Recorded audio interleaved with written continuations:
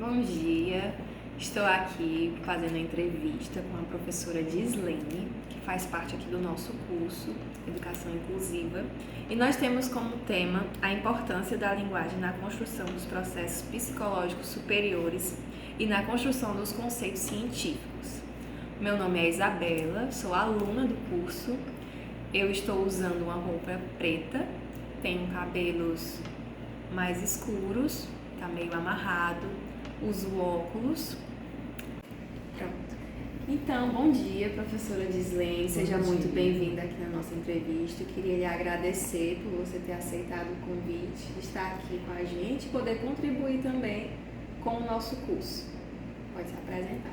Bom dia, meu nome é Gislene, sou professora da rede pública, sou uma mulher branca, né? Cabelos louros, olhos castanhos, estou usando uma blusa branca e uso um relógio branco. Então, hoje nós vamos falar sobre o tema, né, sobre a importância da linguagem. A linguagem, ela não é apenas um meio de comunicação, mas também é uma ferramenta fundamental para a contribuição e construção do pensamento humano. Então, a partir da sua experiência, professora, com a educação básica, né, com a educação infantil, você poderia falar um pouco mais sobre como a linguagem influencia no desenvolvimento da criança? A linguagem, ela desempenha um papel fundamental, essencial no desenvolvimento infantil, né?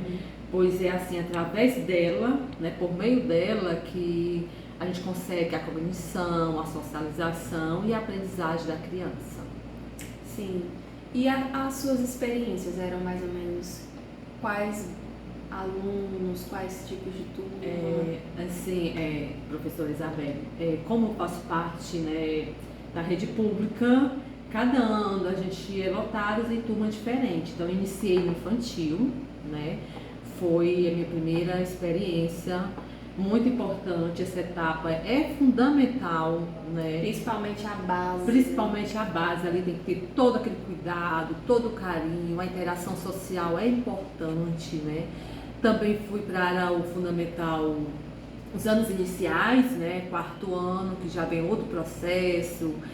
A criança, ela já vem com um conceito espontâneo, mas é muito preciso o conceito científico, né? Que é a junção dos dois conceitos. Passei também para o Fundamental 2, né, ensinando matemática, foi outro tipo de experiência. Agora, atualmente, estou na sala do atendimento educacional especializado, que também eu vejo assim, uma semelhança com a educação infantil, né, porque lá também nós temos que trabalhar muito a psicomotricidade, a linguagem, os signos, né? E as diferentes formas de linguagem. Então, assim, é fundamental a linguagem no processo infantil. Muito bem. A linguagem, ela não serve apenas como meio de comunicação, mas também um instrumento de mediação, né, entre o professor e o aluno, no caso, né, de sala de aula. E então eu queria saber, professora, como se dá esse processo de mediação entre o professor, o aluno, né? E de que forma a linguagem contribui para que a aprendizagem aconteça de forma eficaz? Como seria a linguagem nesse processo? Essa linguagem ela ocorre por meio da interação social, né? E do uso de ferramentas que facilitam, né, a construção do conhecimento do aluno. E com base também na experiência dos alunos, né? Que eles já vêm, cada indivíduo é né? E o professor, ele atua como mediador, né? Como já diz Vygotsky, né?